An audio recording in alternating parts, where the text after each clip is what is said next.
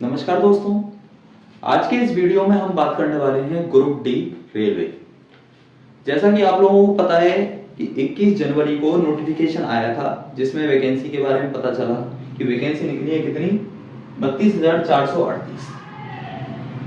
वैसे तो ये सुना था कि वैकेंसी 1 लाख प्लस आएंगी, पर रेलवे ने सिर्फ 32,438 वैकेंसी दी हैं और ट्विटर पे पोस्ट भी किया गया कि 1 लाख से ज्यादा भर्ती हमें चाहिए।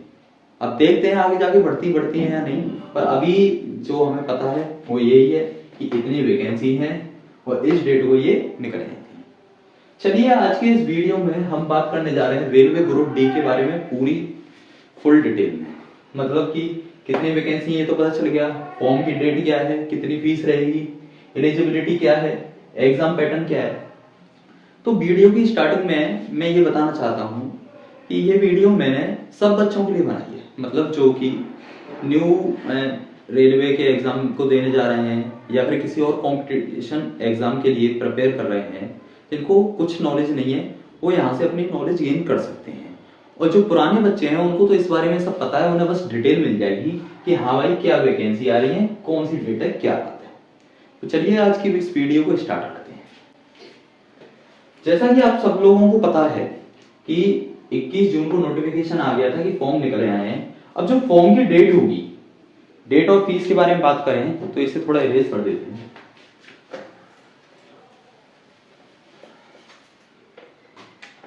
फॉर्म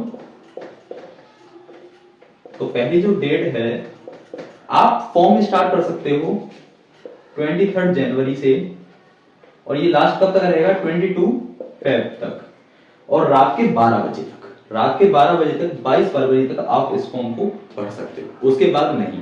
अगर आगे जाके टाइम बढ़ता है तो आप पढ़ सकते हो, वरना अभी तक की क्या है यही रिपोर्ट है। और इसकी फीस कितनी रहेगी, तो फीस हम बता दें, जो जनरल कैटेगरी के हैं और ओबीसी ईडब्ल्यूएस है तो इन सबको भरना पड़ेगा 500 रुपए, जिसमें से जब आप अपना पेपर देने जाओगे, अगर आप पेपर देने जाते हो, मतलब क्या होता है कुछ बच्चे फॉर्म तो भरते हैं पर पेपर नहीं देने जाते, पर अगर आप पेपर देने जाते हो तो 400 रुपए रेलवे की तरफ से आपको आपके बैंक अकाउंट में रिफंड मिल जाएगा। वहीं पर एससी और एसटी इनके लिए ये जो फीस है वो 250 रुपए है और ये पूरी की पूरी फीस उनके अकाउंट में डाल दी जाएगी अगर वो पेपर देने जाते हैं तो, नहीं तो नहीं। तो ये रहा फीस स्ट्रक्चर आपका और ये रही डेट। अब इसके बाद इंपॉर्टेंट बात आती है एलिजिबिलिटी की, कि भाई इसकी एलिजिबिलिटी क्या है और इस फॉर्म को कौन कौन पढ़ सकता है।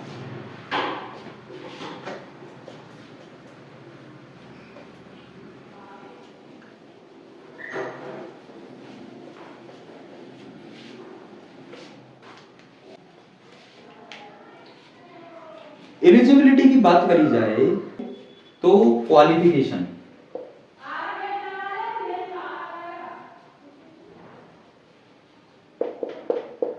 क्वालिफिकेशन की बात करी जाए तो 10th क्लास आप पास होने चाहिए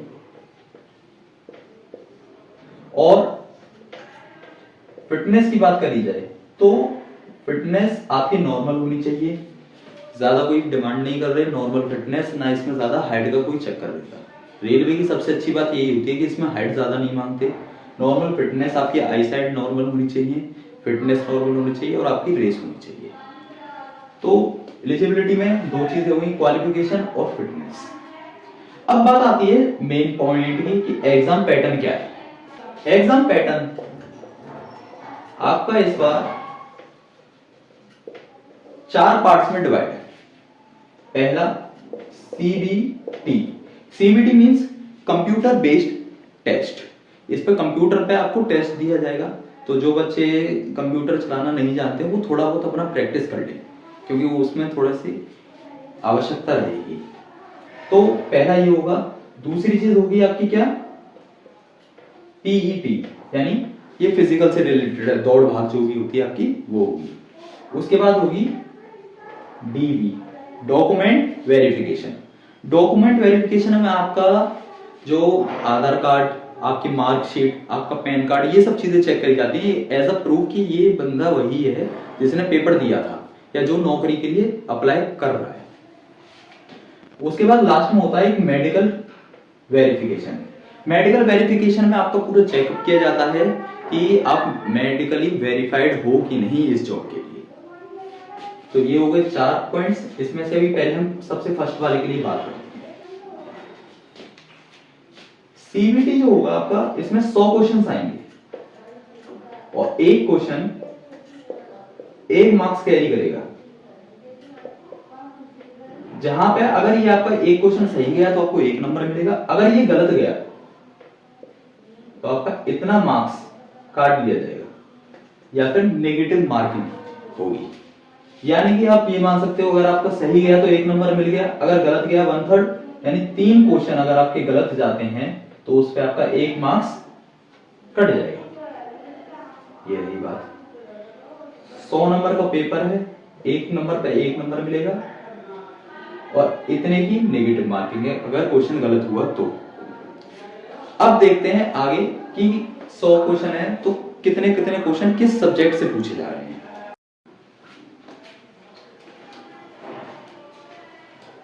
सीबीटी में पहला जनरल साइंस के 25 क्वेश्चन आ रहे हैं, मैथ के भी 25 क्वेश्चन आ रहे हैं, रीजनिंग में से 30 क्वेश्चन आएंगे और करंट अफेयर और जीके, ये मतलब उससे रिलेटेड है कि आपका करंट अफेयर्स में तो वही है कि 1 साल का पिछला करंट अफेयर्स की कौन मिनिस्टर रहे हैं या क्या क्या चेंजेस हुए हैं, सेंसस वगैरह आएगा। और जीके में आपका स्टैटिक वाला पार्ट ज्यादातर आएगा, जैसे अचीवमेंट्स क्या रही हैं, स्पोर्ट्स के से रिलेटेड या फिर डांस वगैरह, इन सब चीजों से रिलेटेड।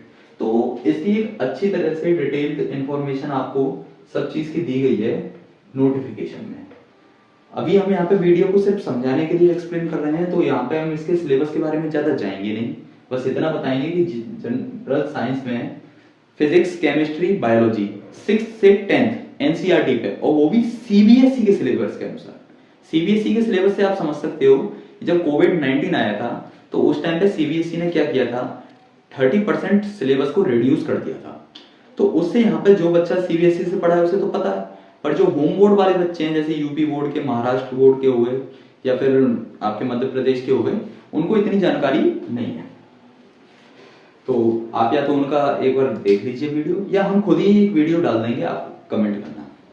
उसके बाद मैथ की बात आती है, तो मैथ में भी अराउंड आपके 20 से 25 टॉपिक्स हैं, जिसमें से किसी टॉपिक में से 1 नंबर का आ रहा है तो किसी में से 2 क्वेश्चन देखेंगे आपको, या किसी के में से 3, इससे ज्यादा किसी टॉपिक में से नहीं देखेंगे। बात आती है रीजनिंग की, तो वो भी मैथ के अराउंड ही है, उतने ही टॉपिक इसमें है, उतने ही टॉपिक इसमें है, ज्यादा से ज्यादा 3 या 4 टॉपिक्स का अंतर पड़ सकता है, वरना रेशियो सेम रहता है। बट यहाँ पे वेटेज थोड़ा ज्यादा है, और reasoning as compare to math easy भी है। लास्ट बात आती है आपकी current affairs GK. Current affairs और जीके, तो करंट अफेयर्स और जीके होता है, यही सबसे मुश्किल पार्ट होता है, क्योंकि इसमें कोई किसी को नहीं पता आपका ये पार्ट कहां से और कितने मार्क्स का आ जाए। हो सकता है कि अगर मैं भी यहाँ पे आपको बोल दूं कि स्टैटिक्स में डांस वाले पार्ट में से ज्यादा आ जाए, तो नहीं बोल सकता मैं। या तो आप पिछला एनालाइज करिए, या फिर आप पूरी तरह से प्रिपेयर होकर चलिए कि मेरे को इतने इतने टॉपिक दिए गए हैं रेलवे ने, तो मेरा इतना तो आएगा कम से कम। तो दोनों में से कोई एक ही काम हो सकता है, और यही आपका इतना सिलेबस। जब ये पार्ट कंप्लीट होगा उसके बाद आप पढ़ोगे पीईटी, यानी फिजिकल एफिशिएंसी टेस्ट। तो चलिए फिर उसके बारे में भी थोड़ी सी बात कर लेते हैं। अब फिजिकल एफिशिएंसी टेस्ट में क्या होता है, यहाँ पे आपकी दौड़ भाग होगी। तो दौड़ भाग में क्या देखा जाएगा, मेल्स और फीमेल्स के लिए। तो यहाँ पे 2 टाइप की आपकी रेस होगी, जिसमें पहला तो आपको कुछ वेट कैरी करके जब दौड़ना पड़ेगा, और दूसरी सिंपल। तो जो वेट वाली है उसमें मेल के लिए क्या है कि 35 किलो वेट लेके और आपको 100 मीटर दौड़ना है, वो भी 2 मिनट में। और दूसरी पार्ट क्या है यहाँ पे कि 1000 मीटर की दौड़ है कितने टाइम में, 4 मिनट 10 सेकंड में, 4 मिनट और 10 सेकंड में। वहीं पे अगर फीमेल की बात करी जाए तो फीमेल कैंडिडेट्स को 20 केजी 100 मीटर में 2 मिनट में दौड़ना पड़ेगा, 20 केजी वेट कैरी करेंगे। इनके लिए भी जो रेस है यहाँ पे रेस तो सेम है 1000 मीटर, बट थोड़ा टाइम में रिलैक्स मिल जाता है, और ये 5 मिनट 40 सेकंड की हो जाती है। तो इतना क्या है आपका फिजिकल में। अब इतना होने के बाद अगर आप इस रेस को भी क्लियर कर देते हो, फिर बात आती है आपकी डॉक्यूमेंटेशन वेरिफिकेशन। जब डॉक्यूमेंट वेरीफाइड हो जाते हैं उसके बाद आपको मेडिकल वेरिफिकेशन के लिए बुलाया जाता है। तो चलिए फिर यहाँ पे तो बात आती है आपकी कि खत्म हो गया ये टॉपिक। अब मैं 2 टॉपिक्स के बारे में, ऐसी टॉपिक के बारे में बात करूंगा कि जो न्यू बंदा है जो एग्जामिनेशन देने जाएगा उसे पता होना चाहिए, क्योंकि बाद में बहुत कंफ्यूजन क्रिएट होती है, तो फिर वो दूसरों से पूछता रहता है कि भाई ये क्या चीज़ है, ये क्या चीज़ है, और उसी चीज़ में फंस के रह जाता है। तो जो 2 चीज़ें हैं आपकी, वो है आपकी एक तो कट ऑफ और एक नॉर्मलाइजेशन। ये कट ऑफ और नॉर्मलाइजेशन है क्या, तो चलिए अब इनके बारे में जानते हैं। तो चलिए अब बात करते हैं कट ऑफ और नॉर्मलाइजेशन के बारे में। ये कट ऑफ और नॉर्मलाइजेशन होती क्या है। जैसे कि आप स्कूल में पढ़े हो, तो स्कूल में क्या बोलते हैं कि भाई 100 नंबर का अगर पेपर है और 33 नंबर जिस बच्चे के आ जाएंगे या इससे ज्यादा आ जाएंगे तो वो बच्चा पास हो जाएगा। वैसे ही कट ऑफ होती है। कट ऑफ एक 100 में से कुछ नंबर होते हैं, जिसके उतने नंबर या उससे ज्यादा नंबर आ जाते हैं वो बच्चा पास हो जाता है, और जिसके उससे कम आते हैं वो बच्चा फेल हो जाता है। तो पहले बात करते हैं कि कट ऑफ निकलती कैसे। मान लीजिए कि 10 बच्चों ने पेपर दिया। अब 10 बच्चों ने पेपर दिया तो इन 10 बच्चों का एक एवरेज निकालेंगे, और एवरेज निकला 100 में से 70। तो इन 10 बच्चों में से जिन बच्चों के नंबर 70 से ऊपर होंगे वो पास हो जाएंगे, और जिनके कम होंगे वो फेल हो जाएंगे। तो ये होती है कि आपकी कट ऑफ। अब जो पेपर होता है रेलवे का, ये अलग अलग सेक्शंस में होता है। मान लीजिए बहुत सारे बच्चे हो गए, 15-20 लाख बच्चों ने फॉर्म भर दिया और वो पेपर देने जा रहे हैं। अब एक दिन में इतने बच्चों का पेपर होना तो इम्पॉसिबल है, तो क्या करते हैं, एक दिन में 3 शिफ्ट बनाई जाती हैं, और ऐसे 15 दिन होते हैं, यानी कि टोटल देखा जाए तो 45 शिफ्ट्स में आपका पेपर होता है।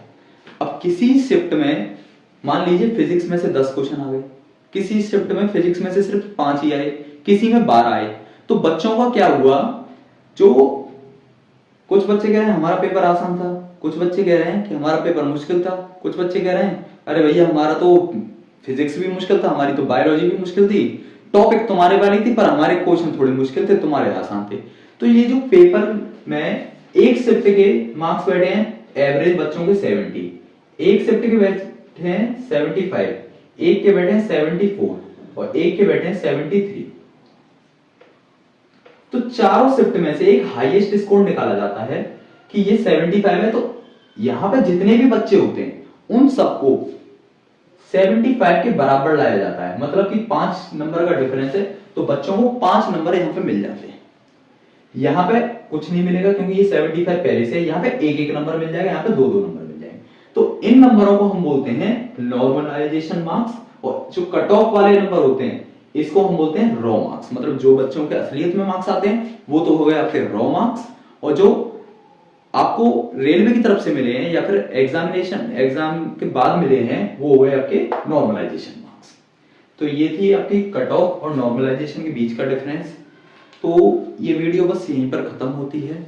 अगर आपको कुछ और पूछना है तो आप कमेंट कर सकते हैं, और मैंने जितना बताया है उतना मुझे सफिशिएंट लगता है।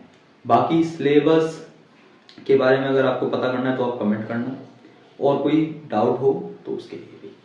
Thank you.